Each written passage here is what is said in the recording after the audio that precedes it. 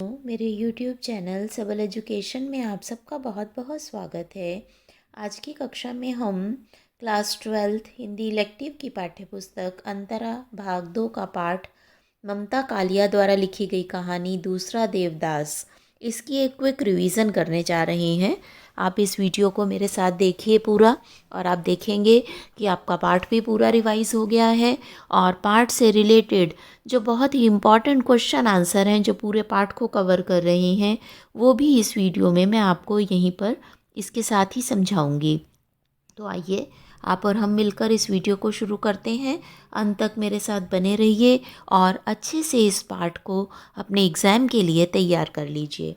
तो सबसे पहले हम इस लेसन के कुछ मेन पॉइंट्स, मुख्य बिंदु जो पूरी स्टोरी आपको रिवाइज करवा देंगे, उन्हें पढ़ते हैं।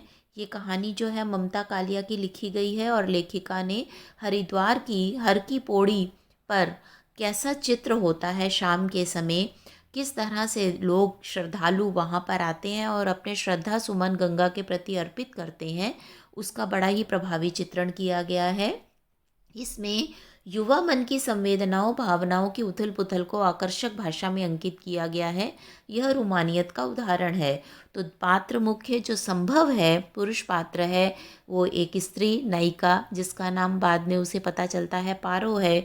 उसे देखता है, पहले उसे जानता नहीं, सिर्फ एक उसकी झलक के देखकर ही उसके मन में भावनाओं की उथल पुथल किस तरह से पैदा हो जाती है, इसका बहुत ही आकर्षक भाषा में लेखिका ने यहाँ चित्रण किया है।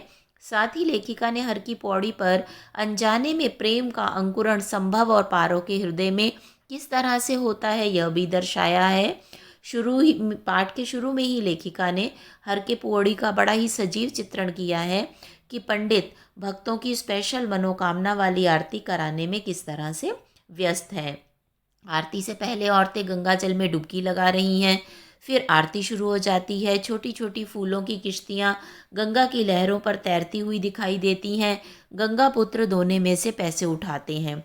तो गंगा आरती का वर्णन बहुत ही सुंदर शब्दों में कहानी के प्रारंभ में ही लेखिका ने किया है। संभव काफ़ी देर तक गंगा में नहाकर बाहर निकलता है। उसे एक पुजारी ने आवाज़ लगाई, अरे दर्शन तो करते जाओ। तब पुजारी उसके हाथ में कलावा बांध रहा था। तभी एक लड़की पारो ने भी अपना हाथ बढ़ाया। लड़की ने कहा, अब तो देर हो गई है। वह बोली, हम कल आरती की वेला आएंगे। पुजारी ने हम का अर्थ संभव और पारो के रूप में लिया। अर्थात पुजारी ने सोचा कि ये दोनों पति पत्नी हैं और एक साथ आए हैं, और उसने उन दोनों को आशीर्वाद दिया कि सदैव एक साथ ही आओ फूलो फलो। लड़की और लड़का दोनों चौंक गए क्योंकि वो दोनों एक दूसरे को जानते नहीं थे। लड़की चौंक कर वहाँ से तुरंत जल्दी से चप्पल पहनकर अपने घर की ओर चली गई और ओझल हो गई। संभव नानी के घर आ गया और नींद और स्वप्न के बीच झूलता रहा। अभी तक उसके जीवन में कोई लड़की नहीं आई थी। उसने उस लड़की का नाम भी नहीं पूछा था। वह काल्पनिक प्रश्नों में उलझा रहा। मन ही मन वो उसे नींद नहीं आई और वो लेटा लेटा उसी लड़की के बारे में सोचता रहा। सिर्फ उसको उस लड़की की एक बात याद थी कि हम कल फिर यहाँ पर आएंगे। वह सुबह उठ के गंगा घाट जा पहुँचा। वहाँ भारी भीड़ थी। यहाँ की भीड़ दिल्ली की भीड़ से बिल्कुल अलग थी। वहाँ उसे हड़की पौड़ी के पास एक बच्चा बैठा मिला। वे दोनों रोप वे पर पहुँच गए। उनकी केबिल कार मनसा देवी मंदिर के द्वार पर पहुँच गई। संभव ने पूरी श्रद्धा के साथ मनोकामना की गांठ लगाई। तभी लड़की की महीन सी आवाज़ आई, मन्नू घर नहीं चलना है? तो बच्चे ने उत्तर दिया, अभी आया बुआ। मन्नू ने संभव को अपनी बुआ से मिलवाया। उसका नाम पारो था। संभव लड़की की ओर गौर से देखने लगा। वही कंठ, वही अंदाज, उसका रोम रोम हिल उठा। उसकी मनोकामना का परिणाम इतनी जल्दी आ गया। मन्नू ने अपनी बुआ का आंचल खींचते हुए बताया कि इनका नाम पारो है। संभव देवदास। संभव ने हंसते हुए वाक्य पूरा किया। उसे भी मनोकामना का पीला लाल धागा और उसमें पड़ी गिठान का मधुर स्मरण हो आया। तो इस तरह से एक छोटे बच्चे के माध्यम से, जो जिसकी वो लड़की बुआ थी, उस बच्चे के माध्यम से संभव और पारो मनसा देवी मंदिर पर दोबारा से मिले। वहाँ दोनों ने मनोकामना की गांठ बांधी थी और तुरंत ही आपस में मिलना हो गया। और दोनों को बड़ा ही आश्चर्य हुआ कि मनोकामना की गांठ कितनी अनूठी है, इधर बांधो उधर मनोकामना पूरी हो जाती है। बच्चे से ही संभव को पता चला कि लड़की का नाम पारो है और संभव ने हंसते हंसते अपना नाम बताया संभव देवदास, क्योंकि देवदास उपन्यास की जो नायिका है उसका नाम भी पारो था और जो नायक पात्र था जिसका नाम देवदास था वो भी संभव की तरह पारो के ख्यालों में ही खोया रहता था। इसलिए संभव ने हंसते हुए अपना नाम संभव देवदास बताया। तो इस तरह से एक हल्की फुल्की सी कहानी है जिसमें पहले हरिद्वार पे हर की पौड़ी पर आरती का वर्णन है और उसके बाद संभव का उस लड़की से मिलना, फिर दोनों का अलग हो जाना और दोबारा मनसा देवी के मंदिर पे दोनों का मिल जाना। इस सब का चित्रण लेखिका ने बहुत ही आकर्षक ढंग से इस कहानी में किया है। तो इस कहानी पर आधारित जो कुछ एक्स्ट्रा महत्वपूर्ण प्रश्न है जो एग्ज़ाम में अक्सर पूछ लिए जाते हैं, अब हम उन प्रश्नों की रिवीजन करते हैं। पहला प्रश्न है, दूसरा देवदास कहानी का कथ्य क्या है? कथ्य मतलब कथानक क्या है, क्या इसमें बताया गया है? तो दूसरा देवदास कहानी हर की पौड़ी हरिद्वार के परिवेश को केंद्र में रखकर युवा मन की संवेदना, भावना, विचारगत उथल पुथल को प्रभावशाली ढंग से प्रस्तुत करती है। यह कहानी युवा हृदय में पहली आकस्मिक मुलाकात की हलचल, कल्पना और रोमानियत का उदाहरण है। इस कहानी में घटनाओं का संयोजन इस प्रकार किया गया है कि अनजाने में प्रेम का प्रथम अंकुरण संभव और पारो के हृदय में बड़ी अजीब परिस्थितियों में उत्पन्न होता है। यह प्रथम आकर्षण और परिस्थितियों का गुम्फन ही उनके प्रेम के आधार को मजबूती प्रदान करता है। इससे यह स्पष्ट होता है कि प्रेम के लिए किसी निश्चित व्यक्ति, समय और स्थिति का होना आवश्यक नहीं है। वह कभी भी, कहीं भी, किसी भी समय हो सकता है। लेखिका ने प्रेम को पवित्र और स्थायी स्वरूप प्रदान किया है। तो युवा मन के आकर्षण और जो परिस्थितियां वहाँ बनी उनके आधार पर किस तरह से दो व्यक्तियों के बीच में आपस में प्रेम हो जाता है, यही इस कहानी का मुख्य कथ्य है। नेक्स्ट प्रश्न है, व्यापार यहाँ भी था। दूसरा देवदास पाठ के आधार पर इस कथन का आशय स्पष्ट कीजिए। यह जो कथन कहानी में है इसका क्या अर्थ है, कहानी के आधार पर यह आपको बताना है। तो दूसरा देवदास पाठ के उद्धृत कथन व्यापार यहाँ भी था आशय यह है कि हरिद्वार के पूरे क्षेत्र में अनेक लोग व्यापारिक गतिविधियों में लिप्त रहते हैं। बाहर तो यह व्यापार चलता ही है, मनसा देवी के मंदिर के अंदर भी व्यापारिक गतिविधियां चलती हैं। मंदिर के अंदर के प्रकोष्ठ में चामुंडा रूप धारणी मनसा देवी के आसपास भी मनोकामनाओं की पूर्ति के लाल पीले धागे बिक रहे थे।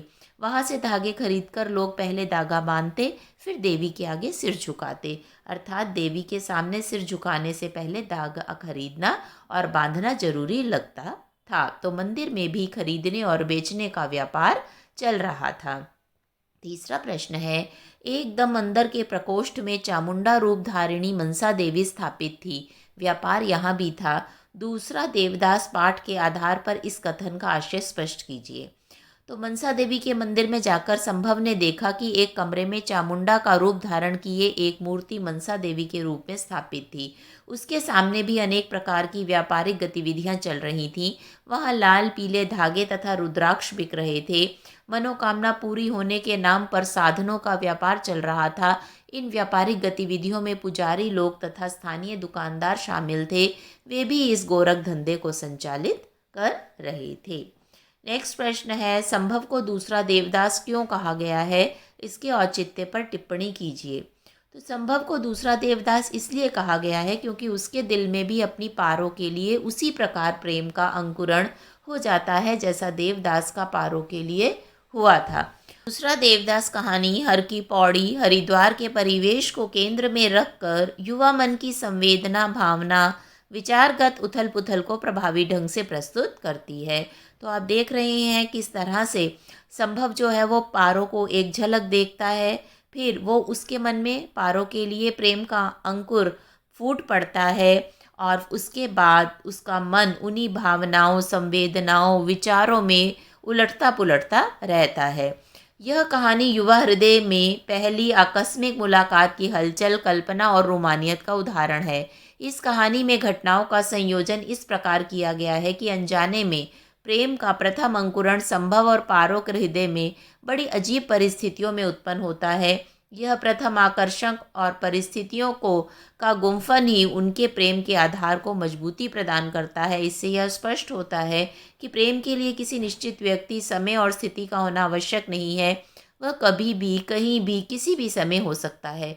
लेखिका ने प्रेम को पवित्र और स्थायी स्वरूप प्रदान किया है। नेक्स्ट प्रश्न है, दूसरा देवदास कहानी के आधार पर हरिद्वार की शाम और गंगा आरती के दृश्य का वर्णन अपने शब्दों में कीजिए। यह भी इम्पोर्टेंट प्रश्न है बच्चों। दूसरा देवदास कहानी के आधार पर हरिद्वार की शाम और गंगा आरती का वर्णन इस प्रकार है। शाम को हर की पौड़ी पर सांझ अलग रूप में उतरती है। उस समय दिया बाती का समय या आरती का समय था। पहले तो फूलों के दोने जो 1-1 रुपए में बिक रहे थे, अब शाम होते होते 2-2 रुपए के हो गए हैं। भक्तों की भारी भीड़ जमा हो गई है। खरीदने वाले ज़्यादा आ जाते हैं तो फूलों के दोनों के रेट आरती के समय बढ़ जाते हैं। उसके बाद गंगा की आरती शुरू होती है। स्वयं सेवक सभी को शांत होकर बैठने के लिए कह रहे हैं। पंडित जी आरती का इंतज़ाम करने में व्यस्त हैं। पीतल की नीलांजलि में सहस्त्र बत्तियां घी में भिगोकर रखी हैं। सबने देसी घी के डिब्बे अपनी ईमानदारी के प्रतीक स्वरूप सजाकर रखे हैं। यकायक पंडित जी अपने आसन से उठते हैं। नीलांजलि में सहस्त्रों दीप जल उठते हैं।